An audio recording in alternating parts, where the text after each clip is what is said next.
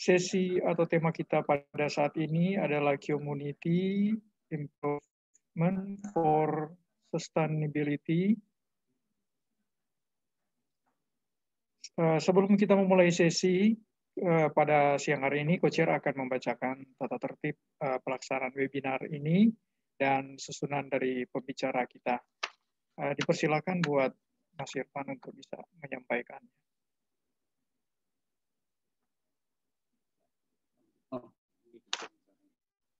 Ya, terima kasih banyak Om Chris Roy, kawan-kawan. Perkenalkan saya Irfan, seperti yang tadi disampaikan oleh Om Chris Roy, hari ini saya membantu Om Chris Roy sebagai co-chair dalam SM3 pada siang hari ini. Saya akan membacakan terlebih dahulu tata tertib dari kegiatan kita di siang hari ini. Boleh dibantu Bang Zul?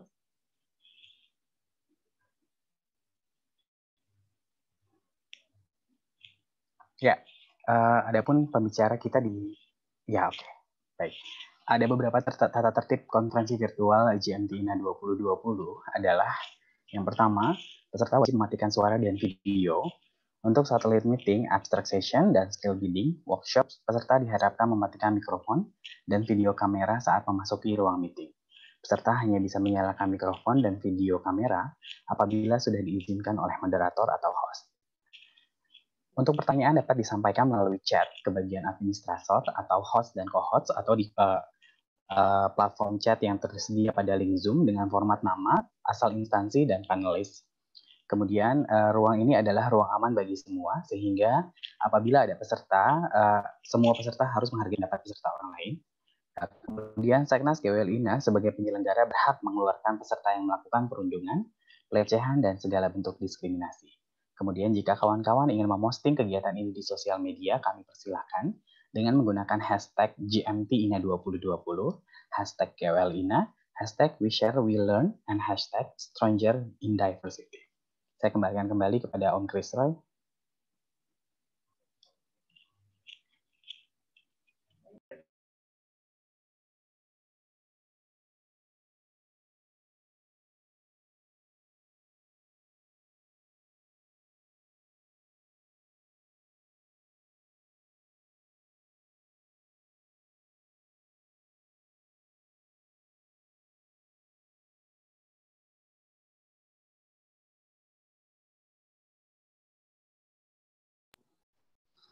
Masih ke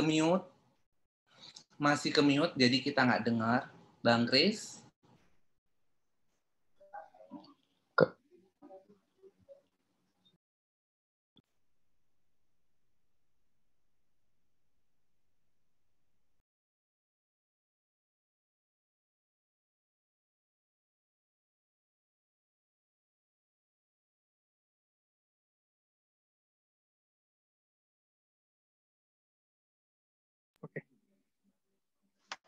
Oke. Mohon maaf atas gangguan teknis tadi.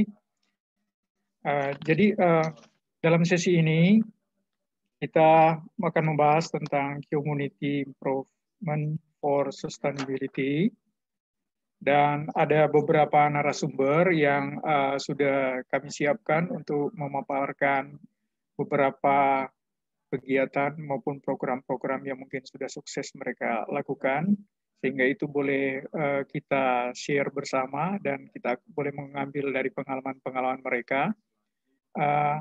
Untuk kesempatan yang pertama, kita akan memberi kesempatan dulu kepada Mbak Kansa dari Sanggar Suara. Profilnya adalah sebagai transpuan yang akrab disapa Vina, yang berasal dari Bengkulu.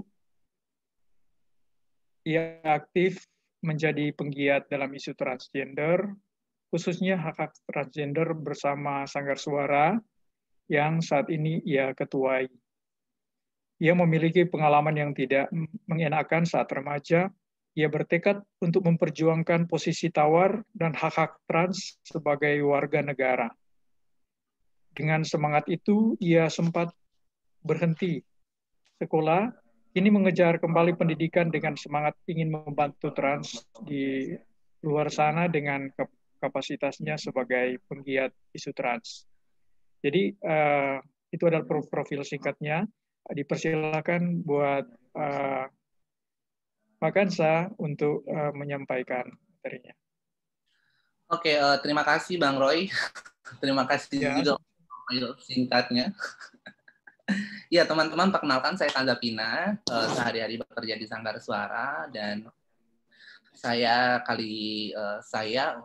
sementara ini, bukan sementara sih, sebagai nanti Om balik lagi ke profil. boleh. Kita boleh syarat-syarat. Sanggar Suara. Oke, ketika diminta untuk ngomongin tentang pemberdayaan teman-teman komunitas untuk berlanjutan, baik itu komunitasnya ataupun organisasi komunitasnya, memang selama ini itu yang menjadi mandat Sanggar Suara sebagai sebuah organisasi berbasis komunitas transgender perempuan di Jabodetabek. Kami memang fokus pada 4 isu di Sanggar Suara sendiri. Yang pertama itu adalah pendidikan dan penguatan kapasitas untuk teman-teman transgender perempuan muda. Yang kedua adalah advokasi, yang ketiga adalah campaign, yang keempat adalah yang ketiga campaign dan penanganan krisis, yang empat adalah untuk networking dan tata kelola organisasi. Jadi teman-teman, sebenarnya aku bingung mau ngangkat topiknya yang mana, tapi aku berpikir untuk berbagi tentang Transkul. Mungkin sebagian teman-teman di sini sudah tahu Transkul itu apa.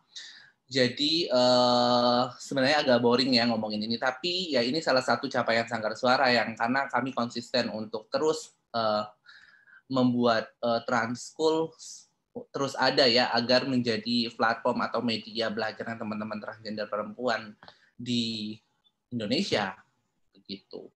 Aku ada sedikit materi, bukan materi ya, ini presentasiku aja singkat. Nah, aku ngambil topiknya Transkul, upaya pemberdayaan keberlanjutan untuk komunitas transpuan yang dilakukan oleh Sanggar Suara. Transkul itu apa? Ya, Transkul adalah sebuah sekolah alternatif bagi komunitas transpuan yang tujuannya untuk menciptakan komunitas transpuan yang kritis dan tentu muda, yang mandiri dan berdaya dalam kerangka hak asasi manusia dan keberagaman gender dan seksualitas. Kenapa? Karena kita tahu bahwa banyak teman-teman komunitas transgender yang muda itu selain mereka bergelut pada isu kesehatan, tapi juga bergelut pada isu-isu pemenuhan hak mereka sebagai warga negara, juga bagaimana mereka memahami diri mereka sendiri gitu, dan melihat tentang aspek seksualitas yang lebih luas lagi sebagai seorang manusia sebenarnya. Dan di Transkul itu sendiri kami memang ada kurikulum khusus ya, ada beberapa pendidikan dasar yang memang menurutku itu wajib ya, dan menurut kami wajib. Yang memang hanya dia menjadi kayak dulu dia memang kayak istilahnya remaja peduli HIV dan AIDS, tapi seiring berjalannya waktu, Transkul kami lihat tidak hanya ngomongin tentang HIV saja, tapi juga bagaimana dia tentang yaitu tadi bahwa banyak lapisan penindasan yang salah, jadi penindas bagi komunitas transgender, dan itu layernya sangat banyak gitu. Sehingga kita harus mengupasnya satu-satu agar teman-teman ini menjadi sosok manusia yang punya posisi tawar lebih lah di hidup di tengah-tengah masyarakat. Karena seperti yang kita tahu, angka stigma, diskriminasi yang berbasis identitas gender, identitas kesehatan, identitas seksual itu sangat lekat ya dengan orang-orang transgender. Menjadi diri sendiri itu sudah banyak label gitu loh. Sehingga kalau kita nggak counter label itu, kita akan justru bersepakat dengan label yang dilekatkan oleh orang terhadap diri kita sendiri kayak gitu. Nah, itu yang kami mau sebenarnya, yang kami ingin bahwa Transkul ini bagaimana menciptakan komunitas-komunitas transgender perempuan atau individu-individu yang memang mereka adalah orang-orang yang nantinya kritis dan mampu memperjuangkan hak-haknya sebagai warga negara, dan juga ya untuk membuktikan bahwa label yang dibentuk oleh masyarakat, bahkan komunitas LGBT atau GWL terhadap orang-orang transgender itu salah gitu loh. Sehingga kami terus menjadikan Transschool sebagai platform untuk meningkatkan kapasitasnya teman-teman. Nah, Transschool sendiri itu memang sebelumnya sudah ada ya Miss Waria Remaja yang dilakukan oleh beberapa kawan-kawan. Dulu memang Sanggar Suara ini jadi kayak subprogramnya kawan-kawan Yayasan Sri Kandi Sejati. Dulu mereka punya yang namanya Miss Waria Remaja. Jadi dilakukan setiap region Jakarta ya, di Jakarta Barat, Jakarta Selatan kayak gitu. Tapi pada tahun 2010 Sanggar Suara memang akhirnya memilih untuk independen dan berdiri sendiri karena yaitu tadi ya, bahwa isu orang muda itu tidak hanya sebatas HKSR saja, tapi banyak sekali isu-isu yang lainnya yang memang harus semuanya penting gitu loh, semuanya relevan untuk diperjuangkan gitu. Nah, Transschool sendiri itu tahun 2010, lalu 2011, 2013, 2014, 2017, lalu kami sempat bikin Transschool Nusantara sama Transschool 2020 yang sekarang memang kami bilangnya angkatan COVID-19 ya, karena ketika Transschool ini diselenggarakan tiba-tiba kita diserang dengan wabah ini dan akhirnya ini yang membuat juga salah satu hambatan untuk melaksanakan Transschool tahun ini. Semuanya berada online. Nah, kebetulan aku sendiri itu 2011 sama beberapa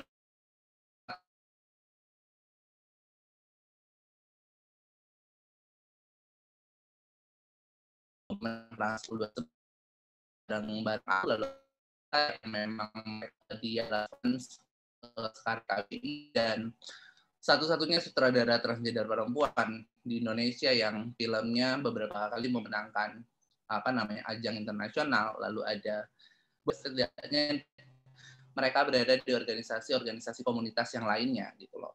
Dan ini membuktikan bahwa Transschool itu berhasil sebagai wadah untuk menciptakan orang-orang trans yang itu tadi seperti aku bilang yang mereka memiliki posisi tawar untuk memperjuangkan isu-isu ini. Tapi Transschool tidak semudah itu, teman-teman. Tadi kalau kita lihat dari 2011 itu 2012 nggak ada, lalu loncat dari 2014 ke 2017, lalu loncat lagi ke 2020, ada Transschool Nusantara, dan loncat ke 2020. Tantangannya banyak ya, teman-teman. Tadi kita tahu bahwa pada 4 tahun terakhir ini kita dihadapkan pada situasi yang sangat kita ada di tahap yang sempat crackdown untuk isu LGBT sehingga kita memang kehilangan ruang kita menjadi semakin sempit ya, menyempitnya ruang aman. Aku bilang di sini karena kenapa? Karena ya memang teman-teman tahu bahwa pasca 2016 itu memang kita crackdown sehingga banyak sekali orang-orang yang tidak tahu itu LGBT pada ngomongin LGBT ya, baik dari segi positif ataupun negatif, lalu juga banyak persekusi dan yang dilakukan oleh sekelompok, baik itu ormas, masyarakat ataupun individu yang melakukan entah itu pembubaran, entah itu pengusiran terhadap orang-orang LGBT atau orang-orang GWL di beberapa provinsi di Indonesia. Bahkan ini hampir mayoritas ya pernah mengalami ini. Juga terkait dengan pendanaan, pendanaan ini jadi memang karena ini adalah Transschool ini dikemasnya memang dia pendidikan dan kita juga mengakomodir kebutuhan teman-teman yang lainnya. Jadi memang pendanaan ini menjadi penting, tapi sumber pendanaan juga semakin terbatas kayak gitu karena memang nggak banyak yang karena mungkin peluang donornya juga tidak ada, sekalipun ada donor sepertinya kita berlomba-lomba untuk mengakses itu gitu loh. Dan sumber daya manusianya juga, misalkan di Sanggar Suara sendiri kami tidak cukup mampu untuk mengakomodir banyak teman-teman untuk bekerja bersama karena itu tadi keterbatasan sumber pendanaan sehingga banyak beberapa dari kami itu akhirnya berada di organisasi-organisasi lain sehingga bukan tidak berkontribusi ya, sudah memiliki fokus isu yang berbeda-beda gitu loh sehingga perjuangannya pun melalui platform yang berbeda-beda kayak gitu. Selain itu ada beberapa tantangan-tantangan lainnya juga ya teman-teman. Ini aku ambil spesifik aja tadi. Terus untuk capaiannya sendiri memang yang seperti aku sebutin tadi, banyak teman-teman komunitas perempuan muda yang kritis dan menjadi leader di beberapa organisasi. Entah itu mereka membentuk organisasi sendiri atau mereka memang menjadi leader di beberapa organisasi yang sudah ada.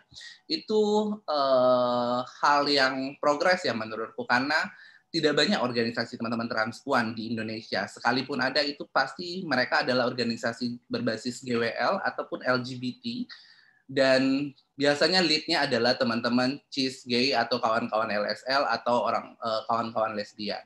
Jarang sekali melihat teman-teman transgender perempuan berada pada posisi pengambil keputusan ya. Paling ya petugas outreach, officer gitu ya. Sehingga ini yang harus kita dorong, di mana teman-teman juga mampu menunjukkan bahwa yaitu kemampuan kita itu boleh diadu gitu loh. Hanya kesempatannya saja bagaimana memberikan kesempatan yang ramah terhadap orang-orang transpuan untuk berada pada posisi-posisi strategis. Juga kita membangun interseksionalitas antar gerakan. Jadi Sanggar Suara memang beberapa tahun terakhir kita tidak hanya fokus pada isu LGBT, tapi juga bagaimana juga kita fokus pada isu sosial lainnya. Jadi kita mendorong teman-teman untuk minimal mereka tahu apa saja yang diperjuangkan oleh kelompok-kelompok sipil masyarakat Indonesia. Misalkan kita berjuang pada isu buruh, kita berjuang pada isu tani, kita berjuang pada isu-isu apa namanya, ayat memang interseksional ini memang terjadi karena kita ada prioritas gitu loh. Jadi kesadaran ini banyak teman lainnya juga turut menyuarakan apa yang memang terjadi gerakan Indonesia bisa kontribusi. Kontribusinya yang pasti bagaimana teman-teman bagaimana kami mengorganisasi Transkul ini sendiri, mungkin bisa diadopsi. Sangat senang sekali bila ini bisa diadopsi oleh teman-teman kita yang ada di sini, sehingga kita bisa saling berbagi dan saling menguatkan satu sama lain dalam situasi yang sulit ini gitu loh. Jadi aku akan putarin videonya sebentar. Stop.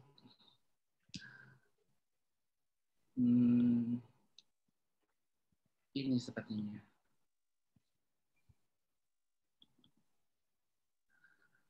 Ini teman-teman, selamat menikmati.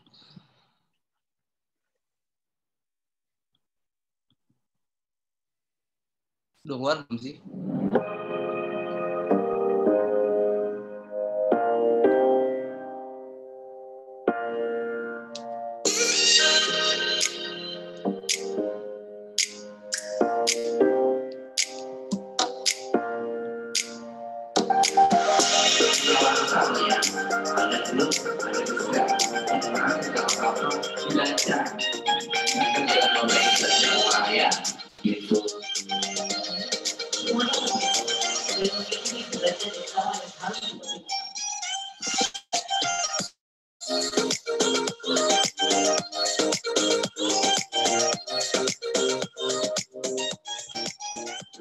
Sebenarnya banyak makna-makna yang hilang dari sini sampai sini. Orang jadi menggunakan itu tanpa tahu sejarahnya, tanpa tahu memahami menjelaskan konsepnya, tapi untuk menghalalkan segala cara.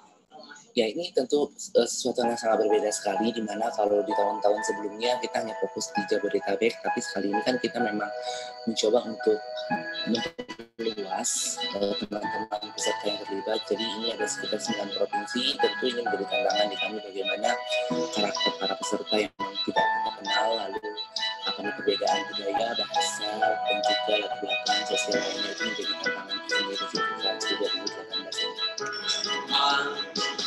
Karena saya sebagai perempuan, apakah saya mendapatkan perlindungan dari komunitas perempuan jika saya mendapatkan kekerasan seksual? Ada orang juga, tapi kadang ada di hati. Jadi apa yang salah itu kita sebagai transpuan ini? Kita pun negara Indonesia dengan hak asasi manusia yang patut diakui sama negara. Cuma kadang lebih punya penting, maksudnya punya pangkat, kita selalu merasakan dengan visi keadaan kita seperti itu. Saya bangga di forum Transkul ini kita bisa sharing sekecil apapun yang kita menjadi kaya, bukan kaya materi tapi kaya pengalaman dari lapangan, dari kasus-kasus kita bisa share, kita bisa membangun empati sekecil apapun, kita bisa membangun kebersamaan, kita bisa mengenal lebih dekat apa-apa yang sudah dilakukan oleh teman-teman dan apa-apa hambatan yang ada di lapangan. Dan tentu Transkul ini adalah dalam bahasa Jawa adalah kawah yang mereka, teman-teman digodok, teman-teman dibuka bagaimana kita harus melakukan sesuatu dan tidak bisa lagi mentolerir perilaku kekerasan sekecil apapun, tindakan diskriminasi sekecil apapun, dan kita harus mampu mengungkap dan melaporkan ini semuanya. Dan saya akan hadir bersama teman-teman.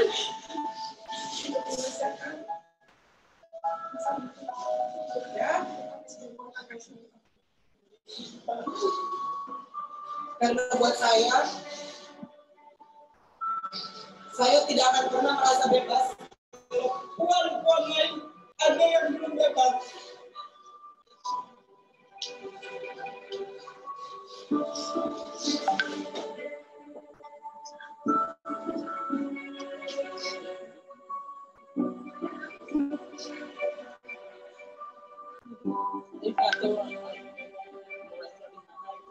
Saya bangga karena saya bisa terlibat dalam acara ini.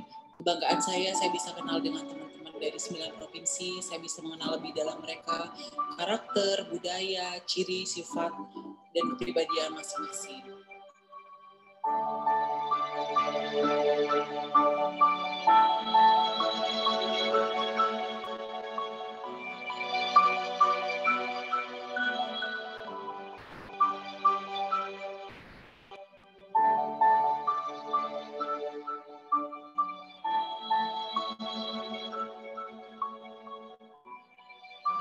Saya untuk kawan-kawan peserta Miss Transkul Nusantara 2018 adalah tetap semangat, tetap berjuang untuk kita dan untuk komunitas.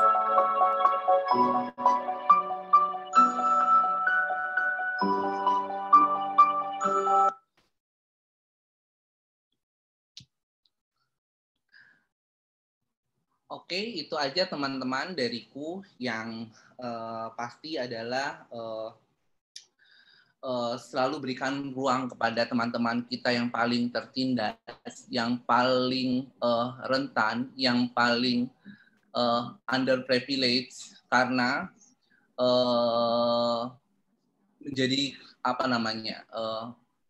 menciptakan ruang bersama itu tidak hanya melihat apa yang menjadi standar kita, tapi bagaimana orang-orang yang lemah, orang-orang yang tidak terkapasitasi, orang-orang yang terkucilkan selama ini merasa mereka ada dan mereka dilibatkan tidak hanya sebagai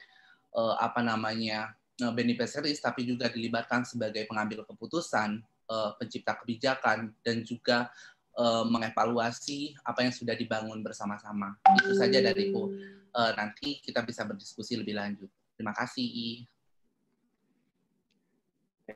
Oke, terima kasih. Sungguh mengharukan, tetapi juga sangat menginspiratif apa yang sudah disampaikan oleh Mbak Vina tadi.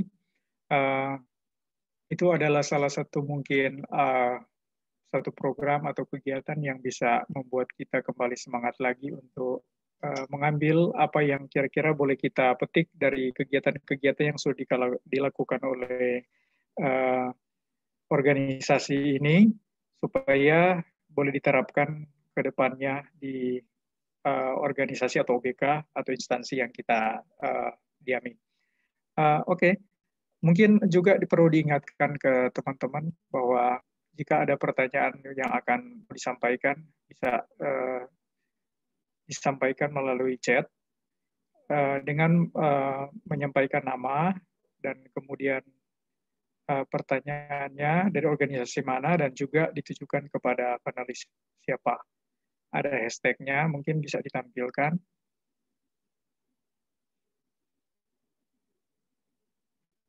Ya, sambil menunggu itu, mungkin kita pertanyaannya Q&A nanti dirangkum sekalian di akhir daripada pemaparan dari narasumber.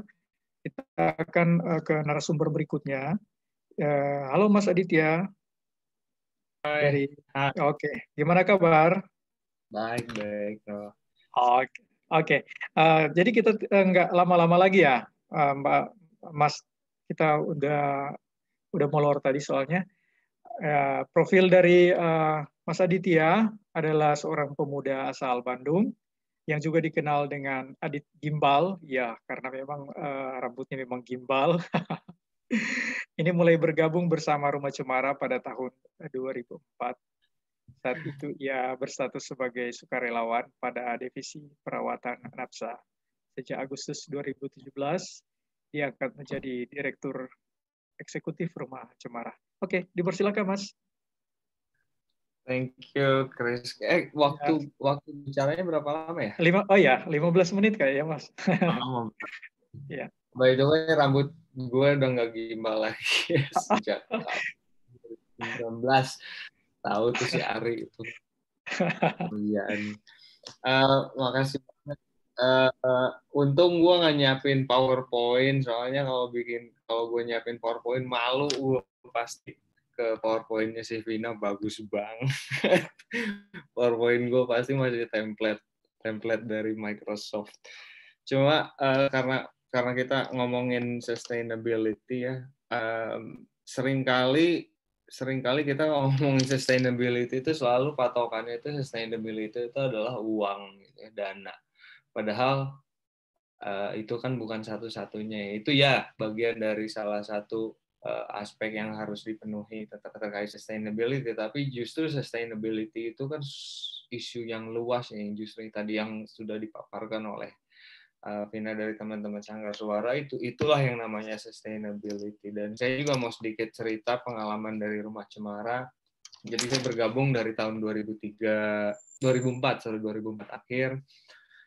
Seperti yang tadi di profil disebutkan, dulu waktu tahu status juga saya usia masih cukup muda, masih umur 18, status migran, hidup sendiri, dan ya pada masa itu saya masih nggak tahu lah harus ngapain, sampai akhirnya ketemu komunitas Rumah Cemara. Dan Rumah Cemara ini kan didirikan di tahun 2003 bulan Januari ya. Dan memang pada saat itu prinsip didirikannya itu udunan ya. Para pendiri ini 5 orang, semuanya para ngerogoh koceknya masing-masing, ngelihat di tabungannya ada berapa, mereka udunan untuk memulai sesuatu. Dan juga pada saat itu kita, karena memang belum ada apa-apa, jadi memang sangat mengandalkan, waktu itu belum zaman HP ya, jadi memang benar-benar mengandalkan buku telepon. Kita ngeliat buku telepon kita masing-masing, kita lihat teman-teman kita yang selama dulu nih, teman-teman yang bareng-bareng kakao, yang bareng-bareng pergi ke bandar yang sama, kita kontakin tuh satu-satu, kita teleponin, bener-bener literally kita teleponin satu-satu. Jadi kayak sistem MLM ya. Kita dapat satu orang nih, nah satu orang ini diminta untuk ngebuka buku teleponnya untuk bener-bener kita kasih akses telepon untuk ngontakin satu-satu. Cuman bedanya sama MLM ya, ini nggak ada reward materinya lah ya. Cuma memang waktu itu kita nggak tahu caranya harus seperti apa, karena belum ada program sama sekali, belum ada program penjangkauan. Jadi kita benar-benar via telepon.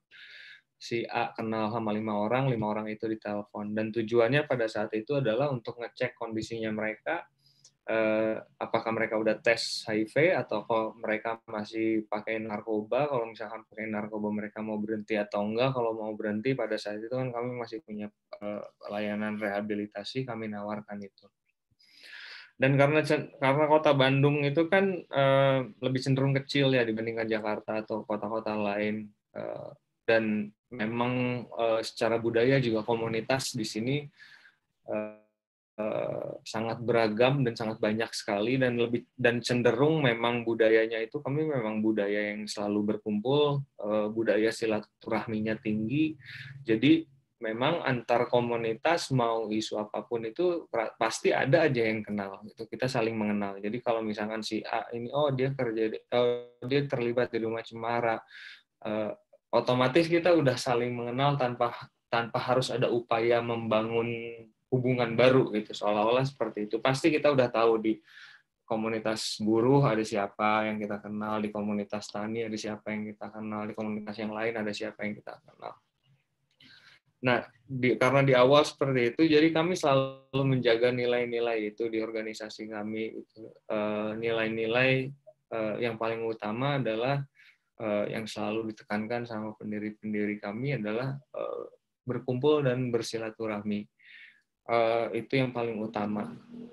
Jadi dari situlah kita juga mulai mengeksplor banyak sekali kegiatan-kegiatan yang sifatnya non-konvensional, karena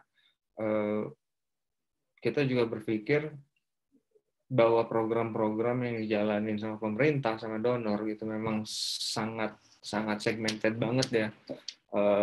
Yang dijangkau kan memang fokusnya orang-orang yang terdampak langsung, sedangkan orang-orang yang justru masyarakat yang lebih luas yang selama ini nggak pernah terpapar informasi, terpapar dengan edukasi, justru itu mereka lah yang seharusnya mendapatkan informasi tersebut. Dan di awal-awal itu memang sejak awal, karena kebetulan juga banyak dari staf kami atau anggota-anggota kami juga yang tergabung di komunitas musik. Jadi kami waktu itu juga bikin sebuah band. Bandnya band metal, band underground. Cuma kan karena band underground itu rata-rata baik pemain musiknya atau pendengar musiknya juga rata-rata bersinggungan dengan narkobanya itu cukup erat ya. Minimal mereka minum minuman alkohol dan juga obat-obatan itu yang paling minimal. Dan kebanyakan dari mereka ini kan anak-anak muda ya, anak-anak umur SMP-an, SMA. Jadi karena kebetulan kita punya band, dan di band itu juga memang didedikasikan untuk dijadikan sebuah band yang juga jadi kampanye, jadi alat kampanye. Dari lirik-liriknya kita masukin tentang isu-isu HIV, tentang isu-isu narkotika, tentang isu-isu kekerasan, tentang isu-isu kekerasan seksual di masa kecil. Dan kami juga mulai terlibat di banyak acara-acara gig festival musik underground gitu. Dan kami mulai menyadari gitu bahwa fans musik ini mereka cenderung ngedengerin dan mengikuti apa yang dilakukan oleh si band itu ya, baik dan buruk ya. Dari buruknya mereka juga ikutin, baiknya juga diikutin. Makanya kami pengen memaksimalkan kesempatan untuk bisa menyebarkan pesan-pesan yang baiknya ya. Dan pada saat itu karena kami sering sekali terlibat dalam festival baik yang diorganize oleh orang lain ataupun pada saat itu kami juga mengorganize beberapa kegiatan musik. Jadi apa yang kami lakukan adalah semua band yang tampil di festival kami waktu itu ada sekitarnya minimal 10-15 band underground. Biasanya pada saat technical briefing kan kita ngebahas check sound jam berapa, jadwal check sound seperti apa, nanti stage-nya akan seperti apa. Itu dibahas, tapi kami tambah juga. Kami punya materi, kami ingin materi ini dibagi-bagi setiap band. Si band A mau cover apa? Oh, band A mau cover tentang infeksi HIV. Band B mau cover tentang narkotika, band C mau cover tentang penggunaan kondom. Jadi pada saat band itu muncul di panggung, di sela-sela mereka menyanyikan lagu 4-5 lagu itu, di sela-selanya mereka pasti akan berbicara pada fansnya dan akan menyampaikan apa yang sudah menjadi tugasnya mereka pada saat itu. Dan kebetulan karena kami memang ya komunitas di Bandung itu kan sangat mengenal satu sama lain, jadi mereka pun tidak keberatan dan bahkan mereka sangat support 100%. Dan buat yang sering ke festival musik yang jumlah bandnya ada banyak, penontonnya itu kan biasanya bergantian ya, karena mereka tahu jadwal band jadwal band favorit mereka tuh kapan, mereka akan datang maju ke depan gitu, dan pada saat band itu bicara sesuatu mereka akan dengar. Itu yang kami lakukan dari festival musik. Hasilnya networking dengan komunitas lintas isu, solidaritas antar sesama komunitas, alat kampanye yang jauh lebih luas itu bisa didapat dibandingkan kita hanya kampanye melalui media-media yang konvensional kayak kalau lewat seminar atau lewat sosialisasi ke sekolah-sekolah yang selama ini selalu dilakukan lewat inisiasi pemerintah. Dan mulai dari saat itu juga kami sudah menyadari gitu bahwa kita perlu banyak melakukan kegiatan-kegiatan yang populer ya, yang mainstream, yang bisa diterima oleh masyarakat banyak. Yang salah satu yang paling menurut kami juga cukup kalau dibilang efektif itu juga mungkin debatable ya, masih bisa didebatkan karena kami juga belum punya studi yang benar-benar bisa menunjukkan bahwa ini efektif atau tidak, tapi dampaknya ada. Itu lewat olahraga. Karena olahraga terpopuler di Indonesia itu sepak bola, dan kebetulan Rumah Cemara itu kan hampir mayoritas itu laki-laki yang menyukai sepak bola. Jadi kami juga awalnya sih dari rutinitas ya. Awalnya dari rutinitas karena kami memang suka nonton dan juga suka main bola. Dari rutinitas kami latihan bareng-bareng teman-teman ODA yang lain. Tapi lama-kelamaan karena kami juga ngerasa kayaknya kita semakin jago nih. Akhirnya penasaran kan gimana kalau tanding lawan klub lain. Nah, dari situ kita mulai ngundang teman-teman dari kampus, dari Unpad, dari Unpar, dari universitas yang lainnya, kita undang. Dan setiap kali kami mengundang tim lain, itu satu pertanyaan yang selalu mereka tanyakan adalah, lu siapa? Lu dari mana? Nah, kami kan bukan anak kampus ya. Karena mereka biasanya nanya, oh dari kampus mana? Enggak, kami bukan dari kampus, kami dari Rumah Cemara. Nah, mulailah diskusi itu mulai ngobrol, Rumah Cemara itu apaan? Oh, kita fokus di isu narkoba dan HIV. Oh, dan dari situlah muncul gitu. Dan kami menyadari ini bisa dijadiin alat kampanye yang benar-benar efektif gitu, karena justru ini orang-orang yang selama ini punya pemahaman yang salah tentang HIV, punya pemahaman yang salah tentang narkoba, dan dari beberapa dari mereka pun berperilaku beresiko. Pada akhirnya banyak sekali dari mereka yang akhirnya datang rutin ke Rumah Cemara untuk ngambil kondom. Dilakukan juga jenis olahraga yang lain seperti maraton, lari, dan juga boxing dengan prinsip yang sama.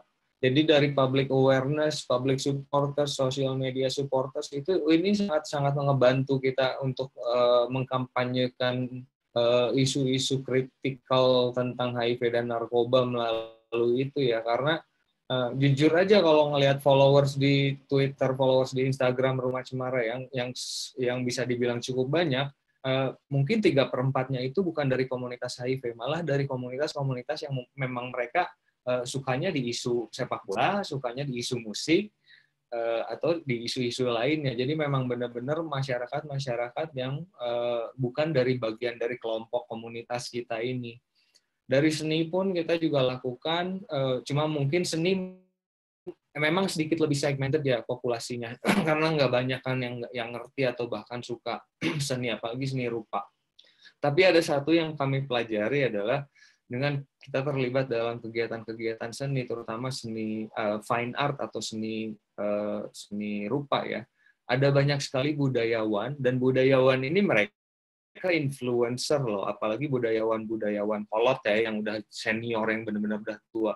Dan dengan kita bisa engage dengan mereka, itu bisa membuat influence yang besar dalam konteks sosial budaya juga. Dan networking lintas sektor seperti yang tadi Vina juga udah sebutkan, kita berjejaring dengan kelompok lain dalam isu lain seperti isu buruh, perempuan, ruang publik dan spasial, teman-teman yang digusur.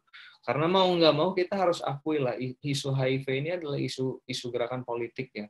Dan isu HIV sudah dijadikan sebagai isu politik, dan kolaborasi dengan isu sosial lainnya memang menjadi sangat penting kalau kita memang benar-benar mau ngedorong ini, karena kan permasalahan yang terbesar yang kita hadapi, hadapi adalah kemauan secara politik dari pemerintah. Dan hasilnya solidaritas dalam pergerakan menjaga isu HIV dan isu-isu populasi kunci tetap dalam agenda diskusi masyarakat sipil. Karena saya yakin kalau tidak ada dari komunitas kami, tidak hanya Rumah Cemara, juga teman-teman GWLINA, teman-teman OPSI, teman-teman yang lain terlibat dalam diskusi-diskusi RKUHP, saya yakin pasal-pasal yang kemarin itu bakal lolos. Dan dengan kita bisa terlibat dalam diskusi-diskusi yang lebih luas dan interseksional, agenda itu akan tetap ada dibahas oleh semuanya. Dan kalau tadi juga menyoroti ada satu tantangan yang disebutkan oleh Vina yang juga menjadi tantangan kami. Yang satu pendanaan. Masalahnya pendanaan kegiatan-kegiatan seperti ini biasanya tidak didanai oleh program-program donor, tidak didanai oleh program-program pemerintah. Karena kan kita tahu pemerintah sekarang fokusnya dan donor juga fokusnya semuanya biomedis ya, 90 atau nanti. Yang benar-benar jadi fokus ya tes. Kalau nggak tes pengobatan, ya kalau nggak pengobatan VL. Memang itu kritikal, tapi justru respon-respon dari komunitas ini yang jauh lebih kritikal untuk memastikan orang-orang bakal mau tes, orang-orang bakal mau berobat, orang-orang bakal mau tetap berobat supaya VL-nya undetected. Dan yang perlu kita ingat atau yang perlu kita tahu, Indonesia salah satu dari negara yang nandatanganin deklarasi global. Mereka berjanji bahwa di tahun 2030 itu minimal 30% anggaran untuk HIV itu dialokasikan untuk community-led services. Dan sampai sekarang ini kita nggak punya angkanya, seberapa besar sih investasi yang udah dikasihin ke community-led services. Dan juga yang perlu diingat, ada 6% juga yang harus dialokasikan paling sedikit untuk kegiatan social enablers. Social enablers itu termasuk dengan campaign yang teman-teman Sanggar Suara lakukan, yang teman-teman Rumah Cemara lakukan, yang teman-teman GWLINA lakukan. Tapi dari mana kita dapetin dana ini? Nggak mungkin kan dari pemerintah, tapi mereka sudah berjanji loh. Ada tanda tangannya itu political declaration. Ya. Jadi masalah pendanaan ini seringkali emang kayak 17 Agustusan ya. Kita bikin proposal, kita ngamen kemana-mana, tapi memang itu yang harus dilakukan, ya itu yang dilakukan lah. Jadi ada beberapa catatan penting. Saya mau ngingetin juga mungkin atas satu hal yang kita udah jarang banget obrolin. Coba, sorry. Nah, ini adalah deklarasi JIPA yang waktu itu dibikin tahun 1983. Deklarasi Denver ya, waktu itu dibikin di konferensi Gay dan Lesbian Health di Denver tahun 1983.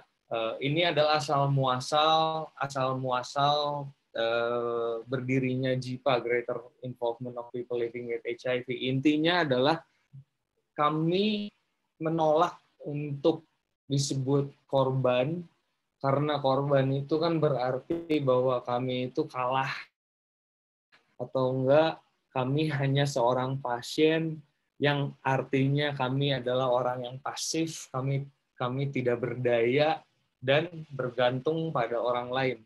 Tapi sebutlah kami orang dengan HIV/AIDS. Jadi ini harus jadi prinsip kita semua dalam melakukan kegiatan dan juga dalam menuntut siapapun itu ya, baik itu pemerintah atau itu stakeholder atau itu UN atau itu donor, untuk tetap memastikan bahwa pelibatan teman-teman komunitas, pelibatan ODAT, pelibatan teman-teman populasi kunci tidak hanya sekedar dilibatkan dalam absen dalam kegiatan atau absen dalam pertemuan atau absen dalam pelatihan. Kita harus ada pada saat mereka mendesain program, kita harus ada pada saat mengimplementasi program, kita harus ada pada saat dilakukan monitoring dan evaluasi program. Karena kami adalah orang dengan HIV/AIDS, kami bukan korban, kami bukan pasien. Jadi mungkin dari saya itu aja untuk memancing diskusi selanjutnya. Terima kasih Bang Kris.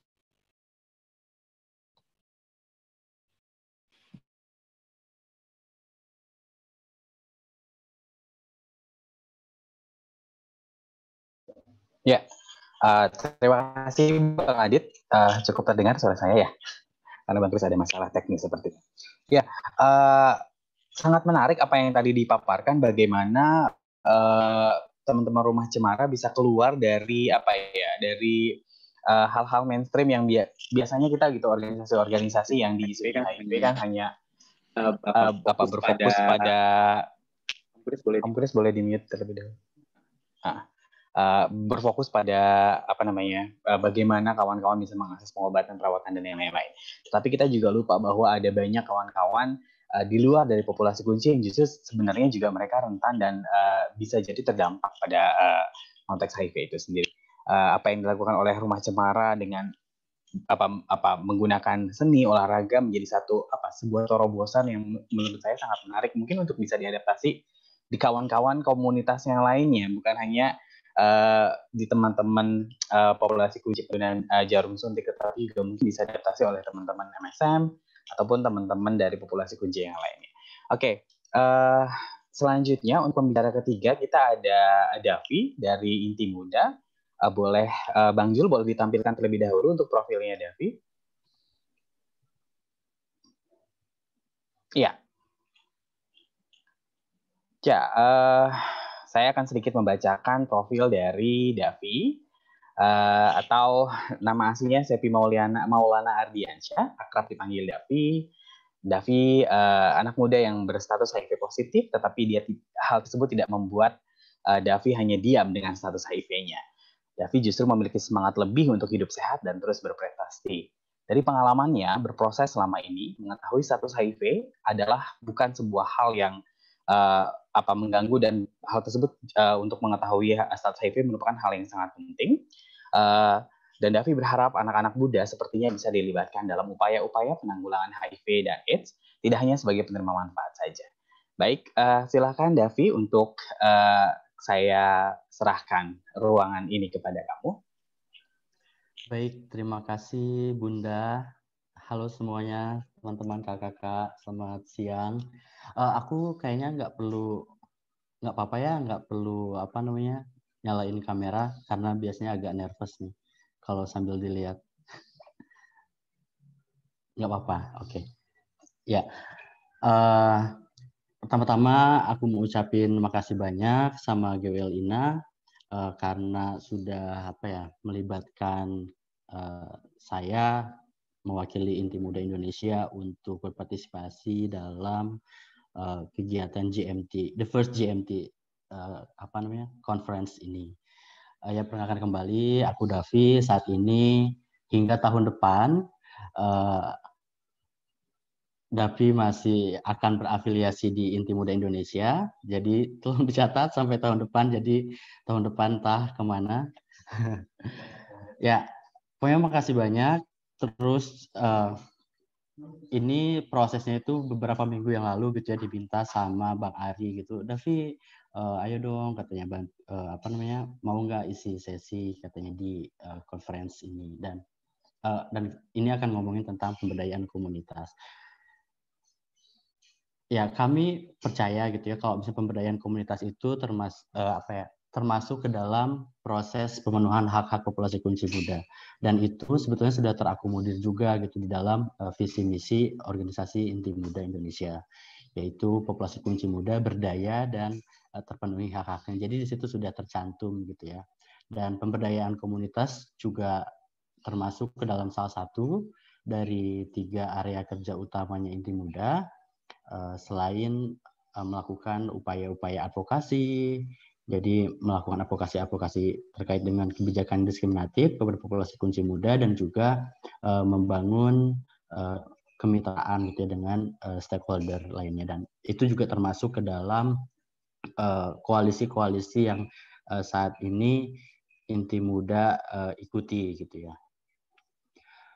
Terus juga pemberdayaan komunitas itu merupakan sebuah upaya gitu ya yang dilakukan Inti Muda Indonesia dalam rangka mengembangkan potensi komunitas populasi kunci muda itu sendiri gitu, dan mengatasi berbagai permasalahan yang ada di dalam masyarakat. Jadi karena si populasi kunci muda ini juga hidup bermasyarakat gitu ya di dalam masyarakat, jadi untuk mengembangkan si komunitas ini juga atau memberdayakan komunitas ini juga menjadi suatu hal yang cukup penting gitu ya, terutama dalam mencapai pemenuhan hak-hak populasi kunci muda terkait dengan hak kesehatan seksual dan reproduksi. Jadi nggak hanya terbatas pada HIV dan AIDS saja. Karena ya kita pasti semua sudah tahu lah ya, kalau misalnya HKSR itu cukup luas gitu ya.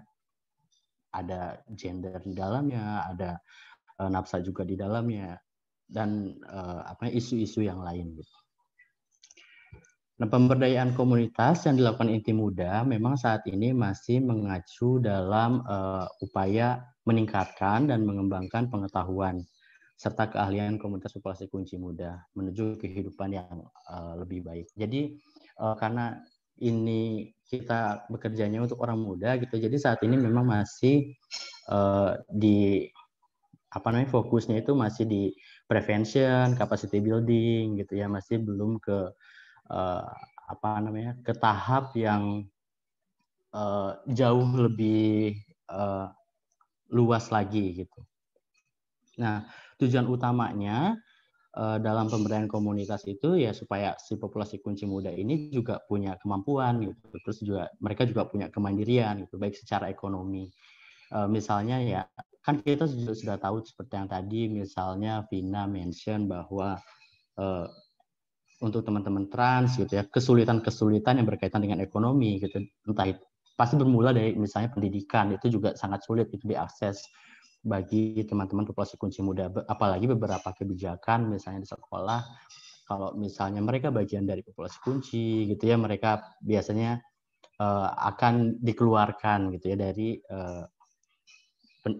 pendidikan itu sendiri. Terus juga misalnya dari sisi aspek kesehatan dan pengetahuan gitu ya, karena usia muda ini masih di tahap coba-coba, jadi mereka pengen bereksplorasi terhadap dirinya gitu ya. Jadi dan itu juga tidak diimbangi dengan pemahaman yang baik gitu ya, yang komprehensif gitu ya, terkait misalnya gimana mereka mencegah diri mereka dari infeksi menular seksual, dari kekerasan, dan itu juga diamini oleh data gitu ya. Misalnya kalau kita lihat saat ini baik di semua level kasus infeksi baru itu ya yang paling tinggi ya orang muda gitu. Mau di level lokal, nasional gitu ya, bahkan di global pun saat ini isu orang muda lah gitu yang paling tinggi angkanya, memiliki kenaikan yang cukup tinggi gitu. Dan juga misalnya masalah-masalah sosial juga gitu ya, stigma dan diskriminasi. Kalau menurutku ini kurang lebih hampir sama dengan dua pembicara yang tadi sudah mention gitu ya. Misalnya masalah-masalah sosial yang berkaitan dengan kehidupan populasi kunci muda ini cukup banyak, cukup beragam, dan cukup memiliki tantangan yang sangat berat gitu. Nah, kemudian apa sih yang Inti Muda lakukan? Dan beberapa strategi yang Inti Muda lakukan dalam hal pemberdayaan komunitas itu sebenarnya kayak ada dua fase lah gitu ya. Ada dua cara gitu. Yang pertama itu kami membuat pelatihan-pelatihan. Misalnya kami membuat pelatihan tentang HKSR itu dengan menggunakan modul yang kita punya, dan bukan hanya si orang mudanya itu sendiri gitu ya kita latih, tetapi kita juga melatih media, kita melatih religious leader, guru gitu ya, terus juga stakeholder lainnya. Kita juga ingin mensensitisasi gitu isu HKSR ini kepada masyarakat yang lebih luas lagi gitu ya, terutama kepada pemangku kebijakan. Terus juga kita juga membuat pelatihan-pelatihan yang lain, misalnya seperti Tinjen, karena kalau ngomongin orang muda ini itu cukup ngambang ya. Sebenarnya kalau aku nggak tahu sih ya bahwa misalnya ada undang-undang spesifik untuk atau kebijakan-kebijakan spesifik orang muda gitu. Itu memang kayaknya nggak ada atau mungkin aku nggak tahu. Jadi kami juga melihat bahwa proses pemberdayaan itu harus dimulai sejak dini gitu ya. Makanya kami membuat sebuah training atau membuat sebuah pelatihan dengan menggunakan modul Tingen. Jadi ini spesifik untuk teman-teman di bawah usia 18 tahun. Jadi dengan metode games dan lain-lain itu kami memberdayakan mereka gitu, supaya mereka tahu tentang informasi tentang HKSR, bagaimana mereka menjadi pemimpin di komunitasnya seperti itu. Dan baru-baru ini kami juga sedang mengembangkan sebuah modul harm reduction itu spesifik untuk populasi kunci usia muda. Kita tahu lah ya bahwa harm reduction ini modul harm reduction ini udah ada gitu ya. Bahkan banyak, mungkin setiap organisasi mungkin mereka punya yang memang bekerja untuk untuk isu nafsa. Tetapi kami melihat bahwa kayaknya untuk yang spesifik orang muda atau remaja ini kayaknya belum ada. Nah, makanya kenapa bulan lalu kami mengembangkan sebuah modul harm reduction ini dan kami bermitra dengan PKNI itu dalam prosesnya. Nah, terus juga I Am Generation. Jadi I Am Generation itu kami paham sekali gitu ya bahwa kepemimpinan orang muda ini terbatas. Jadi kalau misalnya berdasarkan Undang-Undang Kepemudaan, usia orang muda itu ada pada tahap maksimal usia 30 tahun. Gitu ya. Nah, makanya kenapa aku harus cabut tahun depan, karena usiaku sudah tidak muda lagi. Jadi, I Am Generation ini adalah sebuah proses internship program gitu ya. Jadi mereka akan belajar di Sekretariat Nasional dan kita mempersiapkan mereka untuk menjadi generasi penerus inti muda yang akan datang. Terus juga ya kami juga sama melakukan pelatihan-pelatihan advokasi. Terus juga baru bulan ini kami 2 menit lagi, Davi. Baru bulan ini kami membuat National Dialogue Competition. Jadi kompetisi speech gitu ya secara nasional, dan itu di ruang publik di Bali. Terus juga Youth Festival. Kami membuat festival, biasa orang muda pasti sukanya yang hal-hal yang cukup entertain tetapi juga mengedukasi gitu. Jadi Youth Festival ini dilakukan di Bali dan juga di Papua, dan juga strategi sosial media. Jadi kalau misalnya teman-teman saat ini gitu ya yang di rumah, silahkan follow Instagram Inti Muda Indonesia. Kami juga hadir di TikTok, dan kami juga ada video weekly YouTube ya, kami buat YouTube channel juga setiap minggunya. Kami buat video baru dan dengan mengundang expertise yang lain yang membahas tentang isu-isu sosial yang ada di Indonesia. Nah, selain itu kita juga bekerja untuk service. Servisnya ini sebenarnya ada I Am Buddies. Nah, I Am Buddies itu sebenarnya bukan tujuan utama kami untuk membawa orang tes, tetapi ini bertujuan untuk 1 menit lagi ya, Davi. Aku agak lebih dikit, 1 menit lagi. Jadi kayak service I Am Buddies ini tuh itu untuk mendampingi remaja di bawah 18 tahun, karena kita sudah tahu lah ya, kalau remaja di bawah 18 tahun itu mereka ketika mau melakukan tes HIV itu harus didampingi oleh orang tuanya atau walinya. Nah, makanya untuk bahan advokasi waktu itu kami membuat I Am Buddies ini. Dan terus juga kita punya program I Am Safe. Nah, sebetulnya ini yang mau kami highlight pada pertemuan ini. Jadi I Am Safe itu adalah sebuah shelter gitu ya, yang ditujukan kepada teman-teman muda berusia di bawah 30 tahun yang mengalami stigma dan diskriminasi berdasarkan seksual orientasi mereka atau gender identity mereka atau status HIV mereka. Nah, dan karena tahun ini itu kita terdampak wabah COVID gitu ya. Nah, makanya kenapa saat ini juga kami menampung teman-teman yang terdampak terhadap wabah COVID-19. Nah, apa saja sih yang dikerjakan di I Am Safe ini? Banyak sebetulnya. Kami provide makan, kami provide tempat tinggal, kami buat pelatihan-pelatihan juga gitu di sana. Kami membuat pertemuan-pertemuan juga gitu dengan mereka.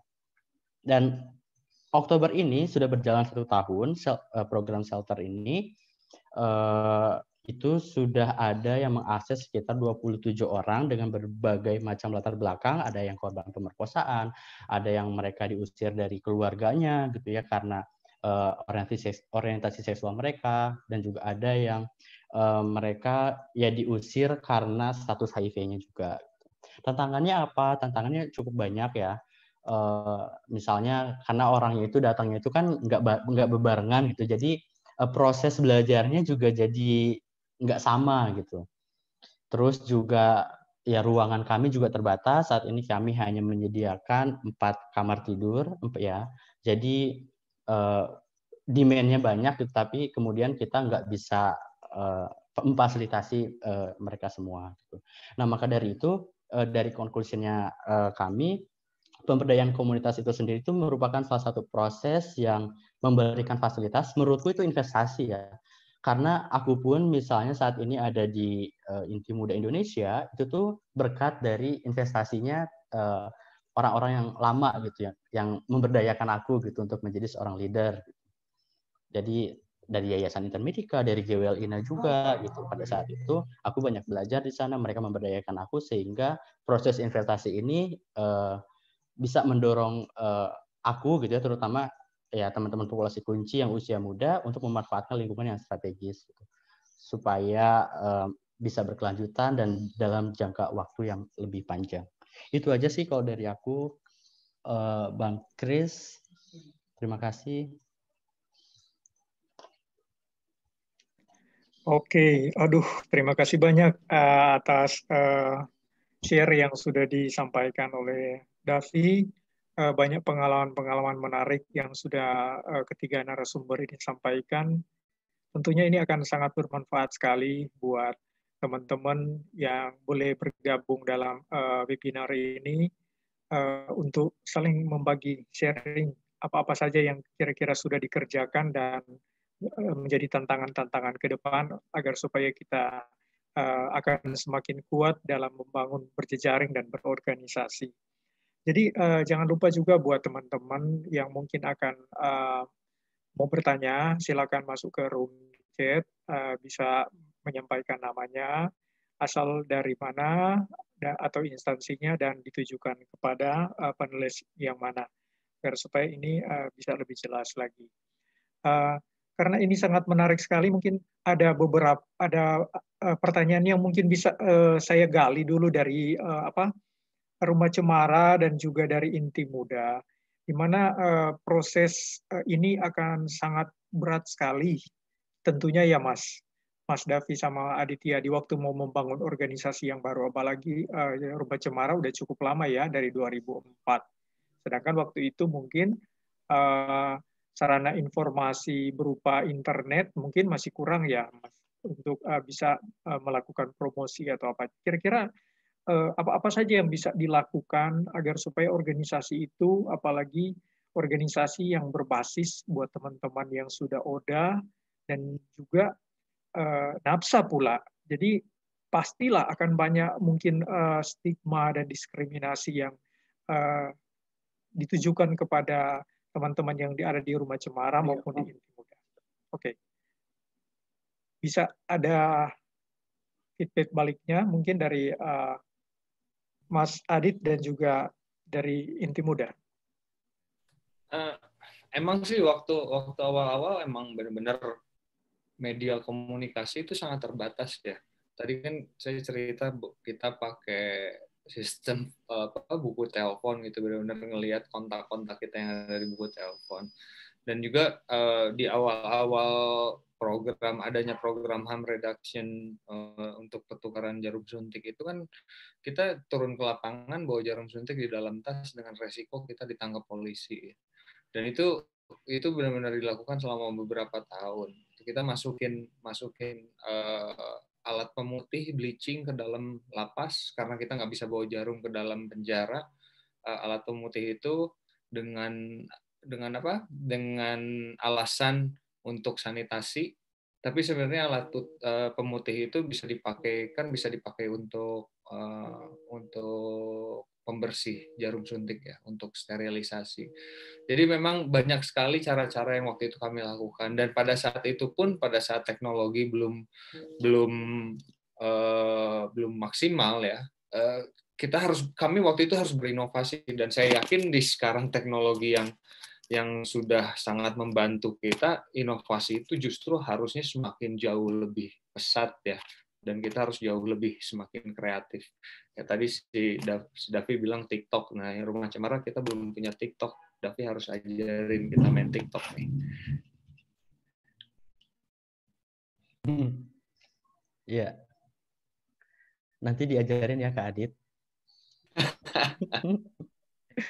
Kalau dari Inti Muda ya karena memang berbanding terbalik mungkin ya dengan RC, dengan Rumah Cemara yang kami juga cukup baru gitu ya, dan orang muda masih pasti cukup dekat gitu ya dengan namanya sosial media. Jadi kami berpikir bahwa kayaknya perlu deh gitu melakukan pemberdayaan tapi melalui sosial media gitu ya. Nah, terus tadi terkait dengan stigma dan diskriminasi kepada yang ditujukan ke organisasi, misalnya memang kekhawatiran itu selalu ada gitu ya, bahkan aku nggak tahu nih Inti Muda mungkin terlalu berani juga gitu ya, misalnya mencantumkan nama di Google Map, di sosial media gitu ya, apalagi untuk sosial media juga cukup strategis gitu ya untuk menjadi sarana untuk promosi gitu ya, promosi kegiatan, terus juga promosi misalnya kayak I am safe tadi, yang shelter tadi gitu. Nah, kami bekerja untuk teman-teman yang beragam gitu ya, tapi kami mencoba untuk mengkamuflase organisasi ini sebagai organisasi yang hanya fokus di HIV/AIDS. Dan itu memang cukup diterima karena kami juga melapor ke RT dulu gitu ya, ke RW dulu, ke kelurahan dulu gitu ya di sini, bahwa pasti akan ada beberapa orang baru gitu ya yang akan tinggal di sini gitu ya, tapi kami informasikan bahwa ini bukan organisasi yang fokus di isu LGBT right gitu ya, tapi kami memang bekerja untuk teman-teman fokusnya di isu HIV/AIDS aja gitu, dan itu jadi lebih mudah diterima gitu sama RT. Jadi ketika misalnya ada orang-orang baru yang datang yang tinggal di shelter, itu kan mobilisasinya cukup tinggi gitu ya, kok orangnya baru lagi, kok yang ini rambutnya panjang, kok yang ini transgender, kok yang ini ada lesbian saat ini gitu. Jadi itu memang kami informasikan pastinya ke stakeholder di wilayah setempat gitu. Jadi kekhawatiran itu jadi lebih kurang. Mas Kris, nambahin satu boleh Mas Kris? Oh ya, sedikit saja ya Mas ya. Jadi jadi yang kami pelajari ya, semakin banyak kami terlibat dalam kegiatan-kegiatan populer seperti olahraga dan lain-lain, makin banyak minat kita untuk mencari data tentang kami, dan media itu sangat membantu loh. Dan mereka bisa membiasakan apa yang kami kerjakan melalui kegiatan yang bisa diterima oleh masyarakat luas, itu akan membantu untuk untuk teman-teman. Ya, kami masih punya waktu 5 menit terakhir, kawan-kawan panelis. Kebetulan ada 2 orang yang bertanya di room chat, tetapi pertanyaannya hampir mirip. Saya akan rangkum menjadi satu pertanyaan saja, kemudian nanti kawan-kawan bisa menanggapi secara cepat. Ya, ada kawan dari Reynald dari Sampurna Strategik, kemudian dari Rizka dari Universitas Respasti Yogyakarta. Ya, mereka merasa bahwa selama ini teman-teman yang bekerja di isu HIV dalam setiap konteks gitu ya, sangat eksklusif seperti itu, sehingga mereka merasa bahwa kalau di luar dari teman-teman populasi kunci agak sulit untuk bisa masuk dalam isu tersebut. Nah, apakah kemudian pertanyaannya adalah apakah ada kemungkinan untuk teman-teman dari akademisi misalnya atau masyarakat umum untuk bisa tergabung atau concern juga dalam isu ini begitu. Ya, satu pertanyaan saja saya rasa karena hampir mirip antara keduanya. Silakan ditanggapi Vina, Kang Adit, dan David. Silakan. Boleh dari Vina, silakan. Aku coba jawab Rizka Ayu Sentani. Menurutku yang pertama adalah semua orang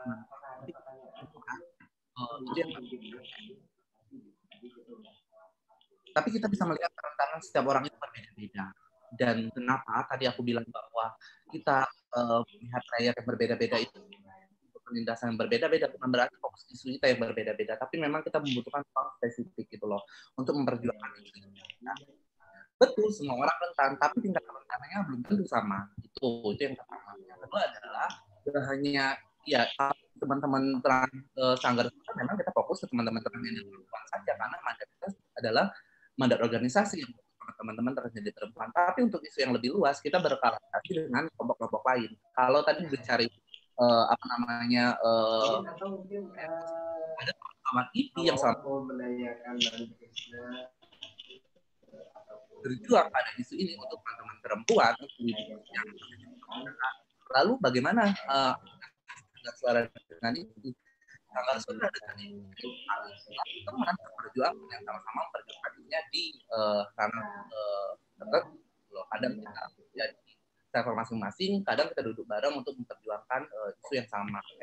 Dan ini tidak eksklusif ya, menurutku isu HIV itu tidak eksklusif. Memang yang menjadi eksklusif mungkin apakah yaitu tadi interseksionalitas di antara sesama organisasi di dalamnya sudah terjalin, atau ini PR kita bersama untuk bagaimana mengelingkan ini menjadi isu bersama gitu sih.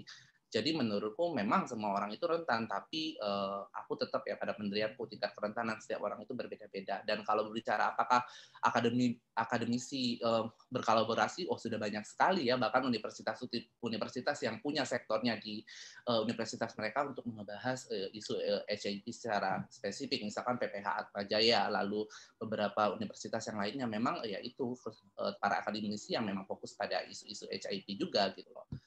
Itu sih kalau dariku. Thank you. Terima kasih Vinda. Bisa dilanjutkan Kang Adit ditanggapi.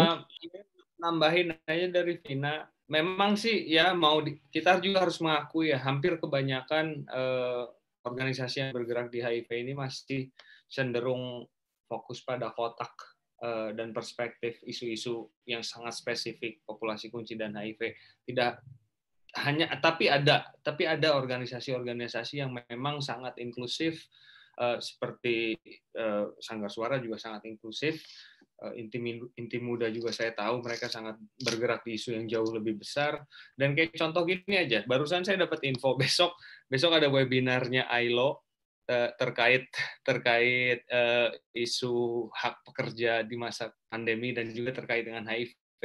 Dan saya melihat pembicaranya tidak ada satupun dari komunitas, tidak ada satupun dari teman-teman buruh. Jadi saya ngelempar ke grup WA yang isinya ada banyak teman-teman buruh untuk minta bantuan mereka untuk bantu ikut mengkritisi acara tersebut. Nah, itulah salah satu kegunaan kita bergaul dengan teman-teman dari masyarakat sipil yang jauh lebih besar isunya, supaya kita tuh menyuarakan ini tuh isu kemanusiaan gitu, bukan hanya isu kesehatan, ini isu kemanusiaan dan seringkali jadikan isu politik. Maka kita harus benar-benar gerak bareng sama-sama, dan juga akademisi juga akan sangat membantu kita untuk bisa, apalagi kita memang membutuhkan teman-teman yang punya keahlian di bidang riset, di bidang sains untuk membantu mengcapture bukti-bukti bahwa respon-respon komunitas ini sangat penting loh dalam mencapai target biomedisnya si pemerintah ini.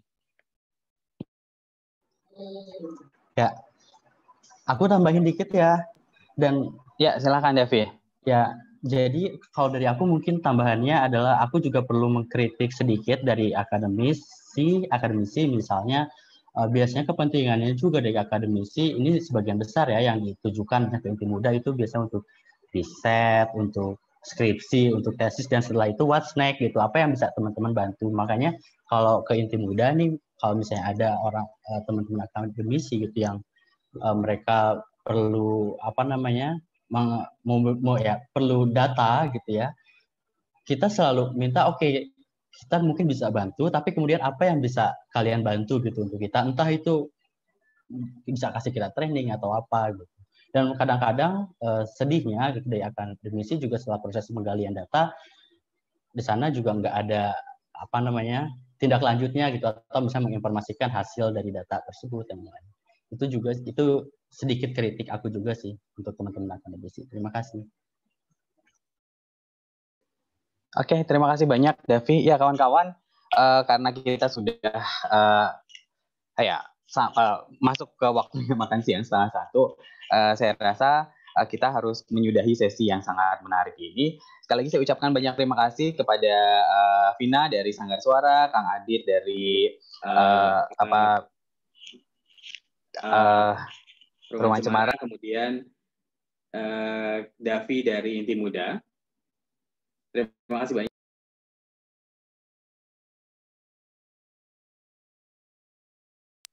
Ya, dan berbagi kerja-kerja yang sudah dilakukan oleh kawan-kawan semua. Terima kasih juga untuk teman-teman yang sudah hadir dan mengikuti proses diskusi ini. Kita tutup sesi ini dan sampai jumpa lagi dengan sesi-sesi berikutnya. Selamat siang. Terima kasih semua ya. Teman-teman, jaga kesehatan. Sama-sama.